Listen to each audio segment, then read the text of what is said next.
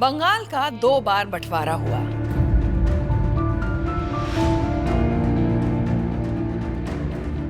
दूसरी बार 1947 में हुआ था, जब भारत खासकर धर्म के आधार पर 2 हिस्सों में बंट गया था।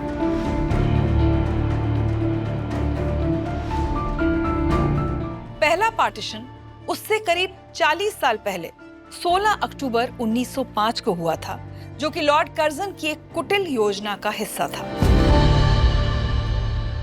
लेकिन इसी बंटवारे ने स्वदेशी और बहिष्कार आंदोलन को जन्म दिया, जिसने ब्रिटिश शासन और उसकी नीतियों के खिलाफ विरोध प्रदर्शन का माध्यम बनकर कई मायनों में भविष्य के सत्याग्रह आंदोलन की नींव रखी। महात्मा गांधी ने कहा भी था, स्वदेशी आंदोलन ही स्वराज की आत्मा है। आंदोलन ने ऐसा जोर पकड़ा था कि सख्त कार्रवाई और पुलिस की बर्बरता के बावजूद उस आंदोलन ने इतने शक्तिशाली ब्रिटिश राज को घुटनों पर ला दिया था। इसलिए मजबूरन अंग्रेजों को 1911 में विभाजन के आदेशों को वापस लेकर बंगाल को फिर से एक करना पड़ा, भले ही थोड़े बदले हुए रूप में।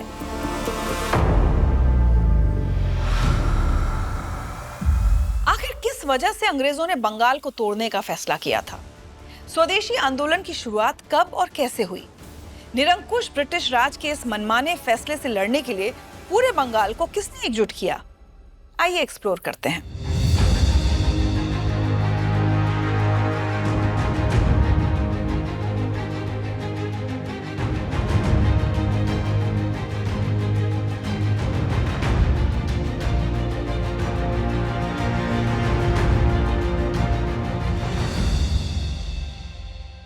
ये सब लॉर्ड कर्जन की बंगाल के विभाजन की घोषणा के साथ शुरू हुआ था।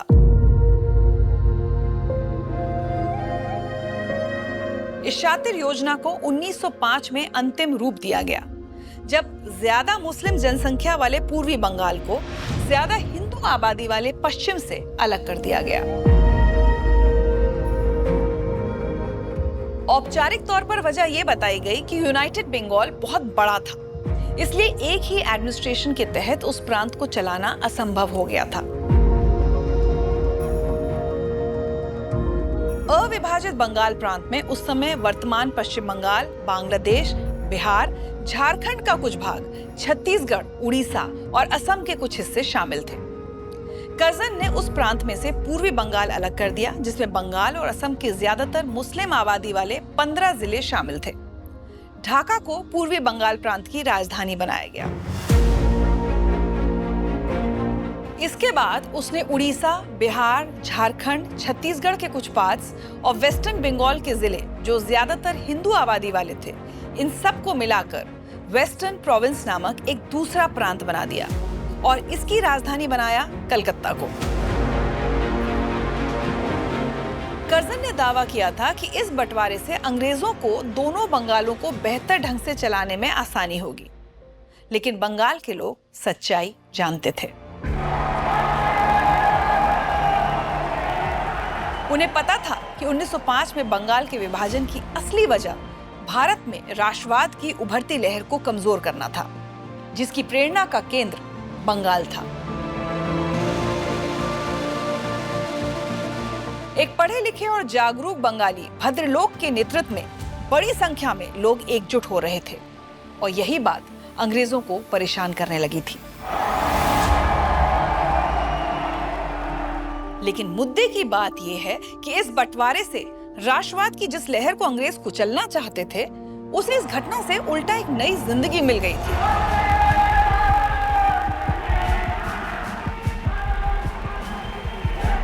बंगाल बंटवारे की राख से ही जन्मा था वो मंत्र जो हर फ्रीडम फाइटर की जबान पर होता था। वंदे मातरम, सुजलाम सुफलाम मलयज शीतलाम, शस्य श्यामला मातरम, वंदे मातरम।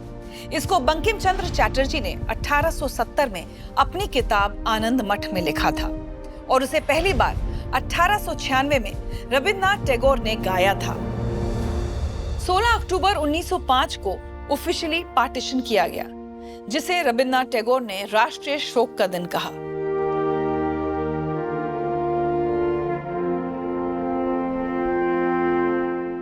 सामान्य जनजीवन ठप हो गया था। टैगोर की आवाज पर बंगाल में सभी जातियों और वर्गों के हजारों लोग सड़कों पर उतर आए और मौन जुलूस में नंगे पैर चलते हुए उन्होंने भाईचारे और एकता के प्रतीक के रूप में एक दूसरे को राखियां बांधी थीं।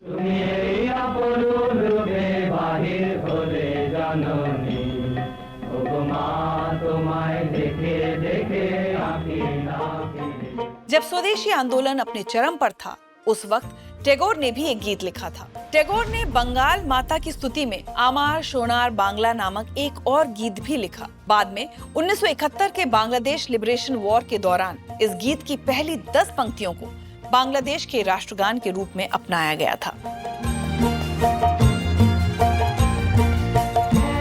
राजनीतिक स्तर पर इस विभाजन ने ऐसी अलख जगाई जिस पर अंग्रेज काबू नहीं पा सके। मास्टर दास सूर्यसेन, बिपिन चंद्र पाल, सुरेंद्रनाथ बैनर्जी और औरबिंदो घोष जैसे जोशीले क्रांतिकारियों के नेतृत्व में अप्रैल 1906 में अनुशीलन समिति के एक इनर सर्कल के रूप में जुगांतर पार्टी का गठन हुआ।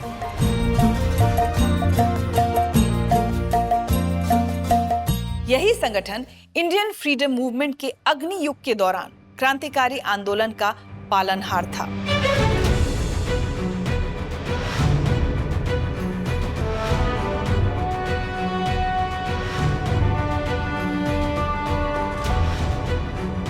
उन्नीस सौ 9 तक यह आंदोलन पूरे भारत में फैल गया था। अलग अलग क्षेत्रों में इस आंदोलन को अलग अलग नामों से जाना जाता था। जैसे कि आंध्र प्रदेश में इसे वंदे मातरम आंदोलन कहा जाता था। उसी दौरान उधर बाल गंगाधर तिलक की ये घोषणा भी भारतीयों में क्रांति ला रही थी कि स्वराज हमारा जन्मसिद्ध अधिकार है।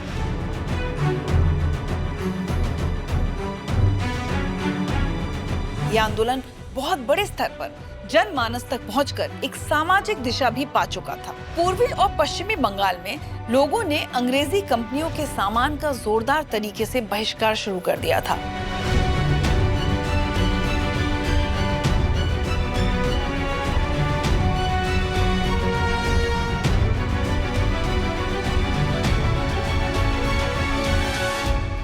कुछ विरोध प्रदर्शन हिंसक हो गए और विदेशी सामान बेचने वाली दुकानें जला दी गई। सभी व्यापारियों को विदेशी सामान आयात न करने की चेतावनी दी गई और इन प्रतिबंधों का उल्लंघन करने वालों से जुर्माना वसूला गया। ब्राह्मण पुजारियों ने उन घरों में किसी भी धार्मिक समारोह में जाने से इनकार कर दिया जहां यूरोपीय नमक और चीनी का उपयोग किया जाता था।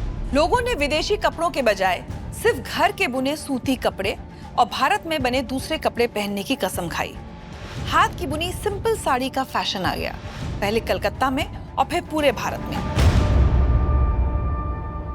स्वदेशी आंदोलन में कुछ इंडियन प्रोडक्ट्स की भी बड़ी मजेदार भूमिका रही जिसे ज्यादा नोटिस नहीं किया गया, जैसे कि माचिस।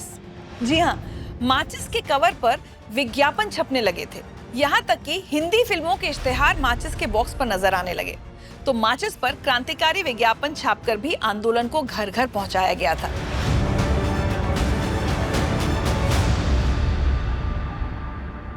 विभाजन के तुरंत बाद लॉर्ड कर्जन बंगाल को बिखरी हुई हालत में छोड़कर इंग्लैंड लौट गया था,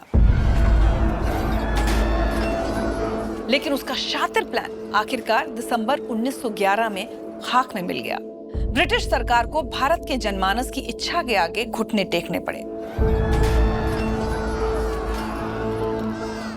और तब वाइसरॉय लॉर्ड हार्डिंग ने बंगाल को फिर से एक करने की घोषणा की, जिसके बाद वे सभी जिले जहां बंगाली भाषा बोली जाती थी एक प्रांत बन गए, जबकि असम, बिहार और उड़ीसा अलग हो गए। कर्जन की फूट डालो और राज करो नीति बंगाल में बाद में कारगर साबित हुई, यानी 1947 में, लेकिन वो एक अलग कहानी है।